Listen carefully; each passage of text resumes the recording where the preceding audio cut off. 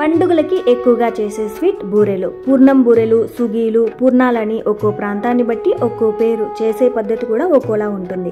మేమైతే వీటిని సుగుంటలు అని పిలుస్తాం. సరే, ఇవాళైతే పైన క్రిస్పీగా లోపల టేస్టీ పూర్ణంతో ఈ పద్ధతిలో సుగుంటలు.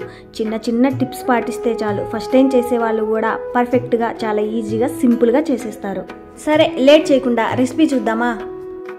ముందుగా ఒక మిక్సింగ్ బౌల్ తీసుకొని పూర్ణం పైన లేయర్ కోసం 1 కప్పు ఉద్దిపప్పు అంటే మినప్పప్పు వేసుకోవాలి. ఇక్కడ కొలత ప్రకారం తీసుకోవాలి. ఇవాళ అయితే ఈ టీ కప్పు కొలత ప్రకారం రెసిపీ చూసేద్దాం.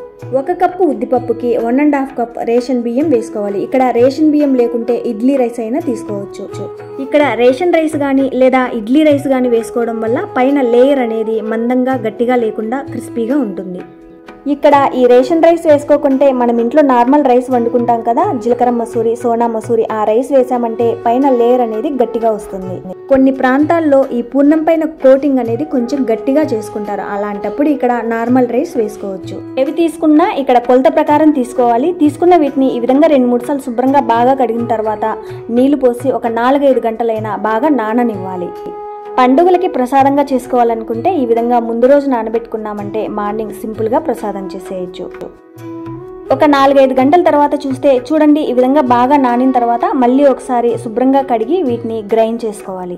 చిన్న మిక్సీ జార్ కానీ లేదా పెద్ద మిక్సీ జార్ కానీ తీసుకుని అందులోకి ఫుల్గా వేయకుండా సగం కంటే కొంచెం ఎక్కువగా వేసి మధ్య మధ్యలో కలుపుకుంటూ ఈ విధంగా మెత్తగా గ్రైండ్ చేసుకోవాలి. నీళ్ళు అనేవి మరీ ఎక్కువ వేయకుండా ఆ మిక్సీ జార్ అనేది తిరగడానికి సరిపడా నీళ్లు వేసుకుంటే సరిపోతుంది.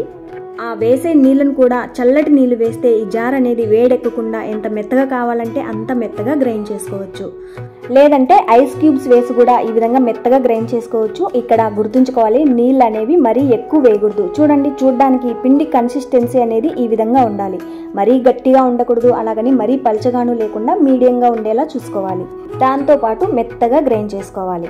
నీళ్ళు అనేవి మరీ ఎక్కువ వేయకుండా మిక్సీ జార్ అనేది తిరగగలిగేంత వేసుకుంటే సరిపోతుంది. ఫైనల్ గా చూడండి, ఈ మాత్రం ఉండేలా చూసుకోవాలి. ఈ విధంగా మెత్తగా గ్రైండ్ చేసుకున్న ఈ పిండి అనేది లైట్గా పులిస్తే బూరెల టేస్ట్ అనేది బాగుంటుంది. కాబట్టి ఒక 3 అవర్స్ అయినా మూత పెట్టి పక్కన పెట్టుకోవాలి. సరే, ఈ పిండి పులిసేలోపు ఇందులో స్టఫింగ్ కోసం టేస్టీ పూర్ణం అయితే రెడీ చేసుకుందాం. దానికోసం ఒక పప్పు కుక్కర్ తీసుకుని అందులోకి ఇందాక రైస్, ఉద్దిపప్పు వేసుకున్నాం కదా, అదే కప్పుతో 2.5 కప్పు పచ్చిశనగపప్పు వేసుకోవాలి. ఇందాక కొలత ప్రకారము గ్రైండ్ చేసుకున్న పిండికి ఇక్కడ కొలత ప్రకారము 2.5 కప్పు పర్ఫెక్ట్. ఇక్కడ ఈ కొలత ప్రకారం పూర్ణం చేసుకున్న, అక్కడ ఆ కొలత ప్రకారం పిండి గ్రైండ్ చేసుకున్న పిండి మిగలదు, ఇక్కడ స్టఫింగ్ కూడా మిగలదు, పర్ఫెక్ట్ గా సరిపోతుంది. అంటే ఈ కొలత ప్రకారం దాదాపుగా ఒక 19 మీడియం సైజ్ పూర్ణాలు అయితే వస్తాయి. తీసుకున్న పప్పును 1-2 సార్లు బాగా కడిగిన తర్వాత ఏ కప్పుతో అయితే పప్పు తీసుకున్నామో అదే కప్పుతో 1కి 3 చొప్పున నీళ్లు వేసుకోవాలి. ఇక్కడ ఈ పప్పు ఉడకగా మిగిలిన నీటితో రసం చేసుకోవచ్చు. ఆ రసాన్ని ఓలిగ రసం అంటారు. అది తెలిసిన వాళ్ళకి తెలుస్తుంది, తెలియని వాళ్ళకి నెక్స్ట్ రెసిపీ అదే, ఖచ్చితంగా ట్రై చేయాల్సిందే. 1కి 3 చొప్పున నీళ్లు వేసి మూత పెట్టాక మీడియం ఫ్లేమ్ లో ఒక 4 విజిల్స్ కి ఈ పప్పును బాగా మెత్తగా ఉడికించుకోవాలి. విజిల్స్ వచ్చిన వెంటనే ఓపెన్ చేయకుండా ఒక 2-3 నిమిషాల తర్వాత ఓపెన్ చేసి చూద్దాం. చూడండి, ఈ విధంగా మెత్తగా అయితే ఉడికించుకోవాలి. ఆ తర్వాత ఇందులో మిగిలిన నీళ్ళని వంపేసుకోవాలి, రసంలో వేసుకోవచ్చు.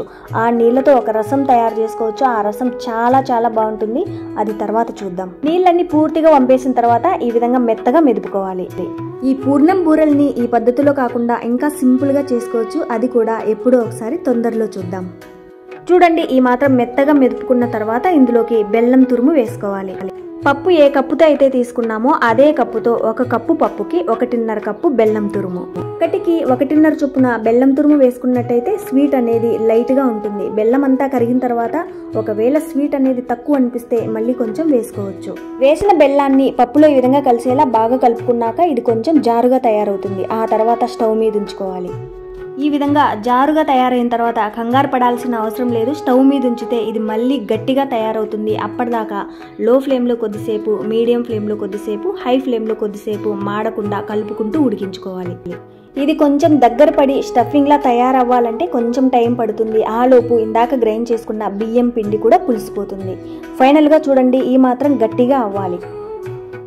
ఈ స్టేజ్లో స్టవ్ ఆఫ్ చేసి 1 స్పూన్ దాకా నెయ్యి, 1/2 టీ స్పూన్ దాకా ఇలాచి పొడి, యాలకుల పొడి వేసి ఒకసారి బాగా కలుపుకోవాలి.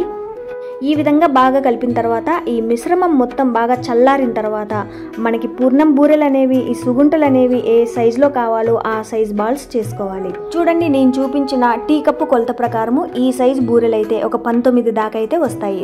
ఈ లెక్కన బూరెలు ఎన్ని కావాలో అంత పిండి గ్రైండ్ చేసుకోవాలి, అంత పప్పు ఉడికించుకుంటే సరిపోతుంది. ఈ విధంగా అన్నీ ఒకే సైజులో బాల్స్ చేసుకోవాలి. ఆ తర్వాత ఇప్పుడు పిండి సంగతి చూద్దాం.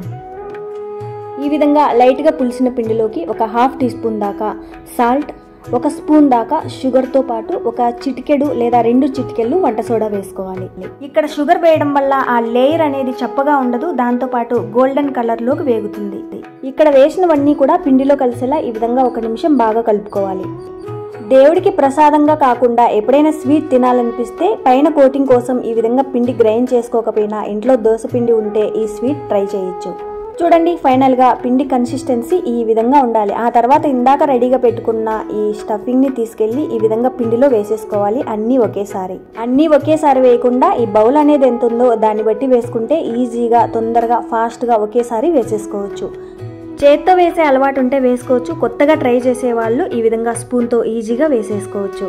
ఇక్కడ ఒకటి గుర్తుంచుకోవాలి, ఆయిల్లో వేసే ముందు ఈ స్టఫింగ్కి కోటింగ్ మొత్తం అన్ని వైపులా ఉండేలా అంటుకునేలా చూసుకోవాలి. లేదంటే పూర్ణం మొత్తం బయటకు వచ్చి ఈ ఆయిల్ మొత్తం గబ్బు పాడైపోతుందని గుర్తుంచుకోవాలి. ఈ రెసిపీలో గుర్తుంచుకోవాల్సింది 2 కోటింగ్ కోసం గ్రైండ్ చేసుకున్న పిండి అనేది మరీ పల్చగా ఉండకూడదు, అలాగని మరీ థిక్గా గట్టిగా లేకుండా మీడియంగా ఉండేలా చూసుకోవాలి. 2 ఈ పూర్ణాలకి గ్రైండ్ చేసుకున్న ఆ కోటింగ్ అన్ని వైపులా అంటిన తర్వాతే ఆయిల్లో వేసుకోవాలి, లేదంటే ఆయిల్ మొత్తం గబ్బే. పూర్ణాలు ఆయిల్లో వేసే ముందు ఆయిల్ బాగా హీట్ మీద ఉండాలి. అంటే ఇందాక గ్రైండ్ చేసుకున్న దోసపిండిలో ఒక డ్రాప్ వేసామంటే ఆ డ్రాప్ అనేది ఆయిల్ నుండి పైకి తేలింది అంటే ఆయిల్ బాగా వేడి మీద ఉన్నట్టు. ఆ తర్వాత ఈ పూర్ణాలన్నీ వేసి మీడియం ఫ్లేమ్లో ఉంచి అటు ఇటు తిప్పుకుంటూ చూడండి, ఈ మాత్రం ఎర్రగా వేగిన తర్వాత స్టవ్ ఆఫ్ చేసుకోవాలి. అంతే, అయిపోయినట్టే మా స్టైల్లో సుగుంటలు. ఫస్ట్ టైం చేసినా పర్ఫెక్ట్గా కుదురుతాయి, ట్రై చేసి చూడండి. సరే, నెక్స్ట్ రెసిపీ ఓలిగ రసంతో మళ్ళీ కలుద్దాం. Thank you for watching.